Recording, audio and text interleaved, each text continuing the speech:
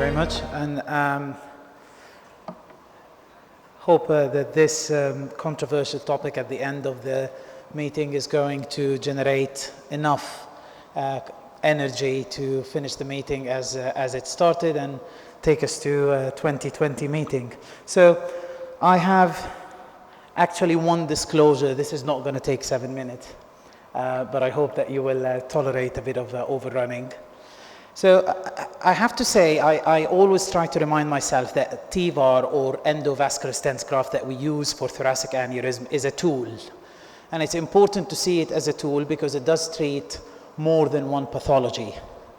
And if you ask all of the industry when they started to design TEVARs, they have designed endovascular stent graft for the thoracic aorta, mainly for aneurysmal disease. So to be even more controversial, I want to highlight two things. That bending the rule, I mean not only going outside the IFU, I mean things related to indications and going at a slightly smaller diameter, and we'll go through that, but also I mean using stent grafts for pathologies that they were not designed for. The second thing I like to highlight, particularly with TEVAR, as we are getting closer and closer to the valve and the root and putting arch branch and putting arch stents, that physiology matters, and it does matter way more than infrarenal aneurysms. The amount of shear movement in the ascending aorta and the arch and the rotational movement, the spinning, has a huge value. And actually, this is why we're going to be stuck for a bit until we get the best design for ascending and arch. And I don't think the current designs are anywhere near their mature form because they only respect anatomy and they have not taken in consideration yet the physiological importance of the ascending and the arch. Going on to thoracic aortic pathology, and this is a list, and I'm sure that people can add into that some rare syndromes and rare things. And I think the top 4 are the ones that we treat most using thoracic stent grafts. I'm going to go through them very quickly, and if we start with aneurysms, I would say indications for treatment are usually related to size. Sometimes symptoms and rapid expansion would make you think to treat a subthreshold aneurysm, and also the morphology, particularly saccular aneurysms or a query mycotic or a pseudoaneurysm, would make you treat it with a size that seems to be a subthreshold. I found this, and I found it very interesting comparing the different societies and the guidelines from the American, European, and Asian. And it's not that I'm criticizing or thinking that this is wrong, but there seems to be a change in the indications even based on the size between the different societies. Well, the question is, would you consider a different size threshold and when? And again, looking a little bit more, I found that some more interesting concepts into trying to put the diameter in context of the whole body surface area, because clearly a tiny Asian lady is not going to be like a Scandinavian 7-foot guy when it comes to the size of the aorta. So I think the aortic size index is a very interesting concept, but also the novel molecular imaging, which is giving us a little bit more details on the changes that happens just about before rupture, or that can predict a little bit of increase in size or potential rapid increase in size, is a very interesting one, and I think it will change a lot of what we do in terms of indication in the coming few years. This is a classic aim of treatment, the prevention of death from rupture or taking symptoms. And when I say symptoms, I mean the pain, but I also mean sometimes thoracic outlet syndrome or recurrent laryngeal nerve stretch, which sometimes present with a subthreshold in size thoracic aneurysms. But some people think of quality of life, complications, and reintervention. And I had a patient on the phone last week, she's Marfan subthreshold, who told me, I'm not going to live for a few years with the anxiety that my aneurysm has increased in size, but my scan is not due yet. It's 45 now, can you fix it? Would you be able to do that? So the component of anxiety and fear of rupture or fear of missing the boat crossing the size threshold is something that is as well we need to keep in mind. These are the list of the treatment option, and I have to say the palliative one is one that I hate, but I think sometimes when we make that decision, it's not always a bad idea. And this is again a classic landing zone. And if you ask about aneurysmal disease, I think it is fair to say that 2 centimeter of healthy aortic segment is what you need on your proximal landing zone. And I insist to make it 2 centimeter for the proximal landing zone because you can get away with a slightly shorter landing zone distally. And again, this is an off-record talk. This is not IFU, and I'm not advising that people would go outside IFU by any means. But in reality, with thoracic pathology, there are a lot of contentious points that need to be discussed. And I will highlight one of the cases that we've done recently. This is a 78-year-old lady who's presented with a symptomatic pain and recurrent laryngeal nerve stretch with this very rapidly expanding aneurysm. That's by the way, an 8 centimeter or a 7.5 for a lady who is relatively tall. And this is her background. And you can see from here that this is a steep arch, and you can see that coming round this is not going to be easy. But also your landing zone is reverse conical, and your landing zone is possibly no 2 centimeters that are directly parallel. We thought that probably a frozen elephant trunk might not be a bad idea to treat that lady, but then there's a lot, I mean, if there are any cardiac surgeons in the room, they don't like to repair arch that is not affected. So we've gone on and decided to do that. And I want you to kind of have a closer look to the different pictures here. So this is when we went across through the aneurysm. And I have to say, getting the stent graft to go up and down like this was a bit of a nightmare. Because we always, with the classic teaching, say, put the stiff wire against the valve and keep on pushing while you get the stent round. But with this, every time we do that, the wire kept on going into the very highly bending arch, and the stents kept going on the wrong track. So a little bit of a pushing, maintaining tension and giving it a little bit of advancement, then relaxing the whole system, then pushing the wire again and passing made us manage to go across the corner. It's a relatively known technique for people who would do complex thoracic and arch stent grafts, but it's actually not, wasn't very easy in that lady. We got the stent in the right place. But sadly, as soon as we deployed that, although this is a conformable active control Gore stent, so it is as good as it can be for that pathology, when we deployed it, it ended up falling a little bit backward, as you can see in that picture. We managed to get another stent graft, and I have to say the second one went smoothly up and down because it did not hit the top of the aneurysm. And I think actually that in retrospect that we could have thought of dropping one to pave the way for us to get the other one round easier. The second one was much better in terms of the active control. And you can see here that we have decided that we will go, sorry, I'm just going to get back, decided that we're going to go very aggressive on the carotid to gain as much as we can in this reverse conical. And we've gone from the right arm with a wire, gone up, down from the right subclavian, innominate back to the arch, and then recannulated the left carotid and gone up all the way with a pro-grate wire. It couldn't be possible with any other combination. A pro-grate was a fantastic one to take that bend down and up. And this acted as a marker for the carotid, but also as a bailout if we need to chimney a partially covered carotid, because we decided we'll go as aggressive as possible on the left carotid to get the landing zone. We ended up with a decent result. And I have to say it was flush, as in flush. The bare metal stent were across the left carotid. But the outcome was good, and hence why I'm presenting the case. So this is going to go into a slightly different pathology, and it's going to get worse as well. The aortic dissection is a completely different beast. And I have to say, the more we know about it, the more I understand that we don't know. And the more we know in terms of the diagnostics and how we treat it, the more we know that every dissection is slightly different, and possibly putting them all in one group is not the best idea. This is a standard classification, and by the way, for me, that classification is valid possibly for the time when open repair was only the solution, because it makes you decide to go from the front or the side. And I think we are really in need of more classification for type B dissection, bearing in mind with the endo. The aim of treatment, a list again of treatment, some of them controversial. Not everyone would think that promoting remodeling on itself could be an indication, but some of the advocates of stenting every type B dissection are people who are saying remodeling is better in terms of the long term, but that's a different story.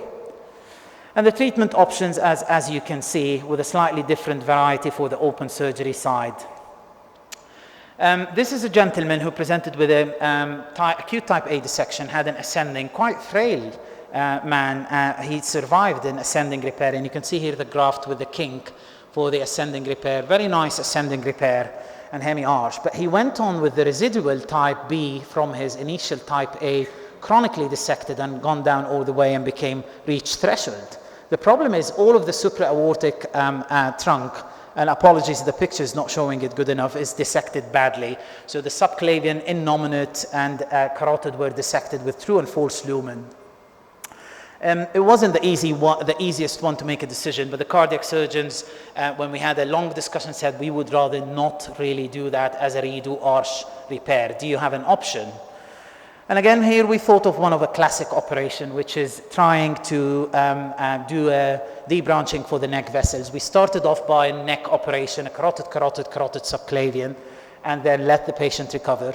Then we went on and did a sternotomy and did an ascending to innominate, distal innominate actually. It was at the base of the bifurcation to kind of revascularize the whole neck. And then we went on afterwards and put a stent graft. You can see here that we really wanted not to open the chest again, but the entry tear seemed to be in a very annoying inner side of the origin of the innominate. So it was something that we had to do.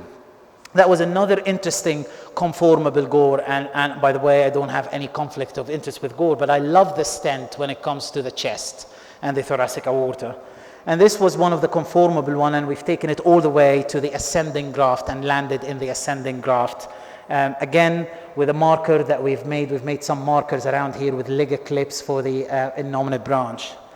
He still has some distal seal issues, and he's having his fenestrated completion as soon as I'm back next week. So he's having the rest of this down to the iliac. That's another one where it's actually a slightly non-classic, and the main reason was the supraortic trunk.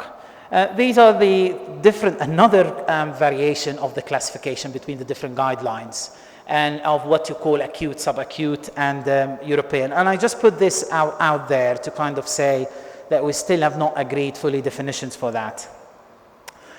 Moving on, these are some indications of treatment. And here comes some nightmares. I do hate intramural hematomas. I don't like them. I don't think we fully understand them, and I don't think they behave innocently to intervention. This is a patient with a different variety of what we call penetrating aortic ulcers or intramural hematoma. And then I'm going to speak very quickly about the TEVARs for acute aortic dissection. And this is a classic at St. Thomas's that we always teach. I was in theater, I was a fellow at that time, as far as I remember. And this is a TEVAR. You can see from the first one that we had a stent here, we didn't like the landing zone. We thought it's not enough. And probably that wire was not down enough.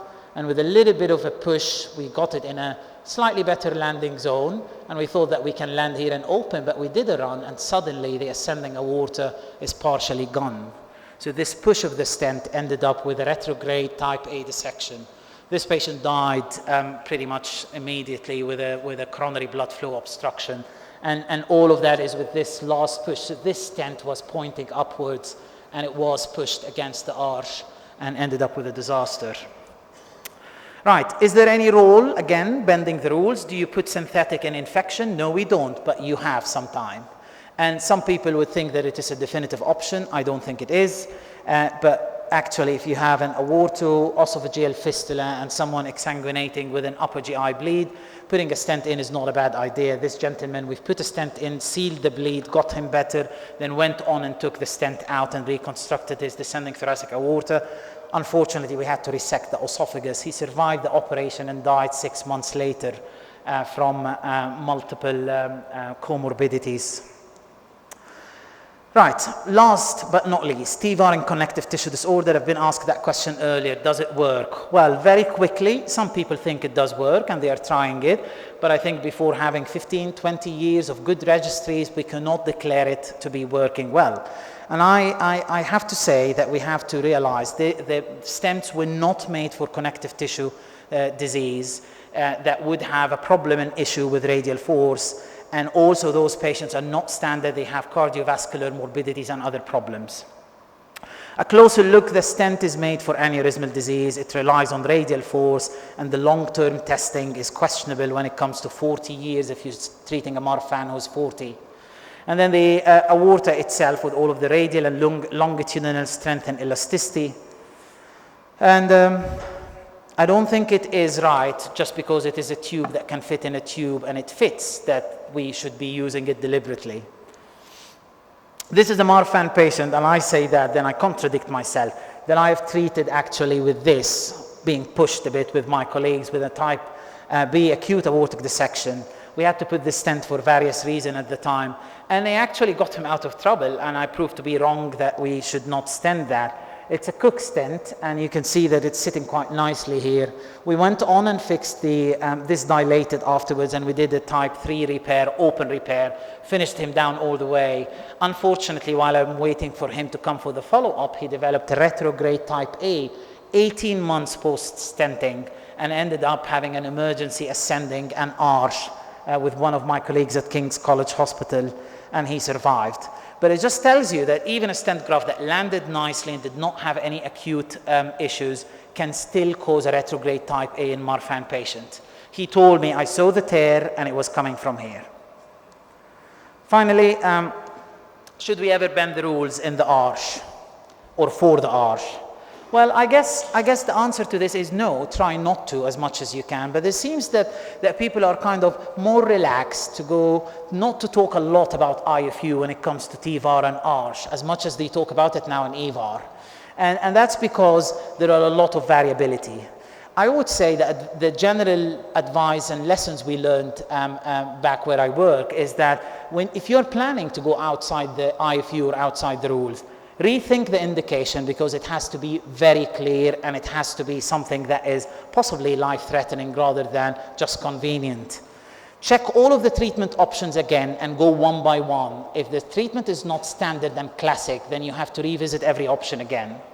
Make sure you go and discuss it with an MDT, so get people who would understand the images very well, but also get other colleagues to have input in the case, and definitely consent the patient that they are having a treatment that is not within IFU, not within the standard.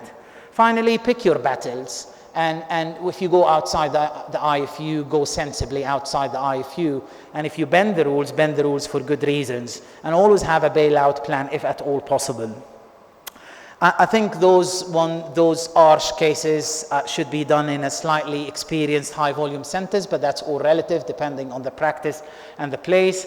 And finally, you can learn, reflect, but they are harsh cases, and do not be a bad loser, because some will die on table and some will do badly if you bend the rules in the arch. And I would leave you with that thought, and thank you very much.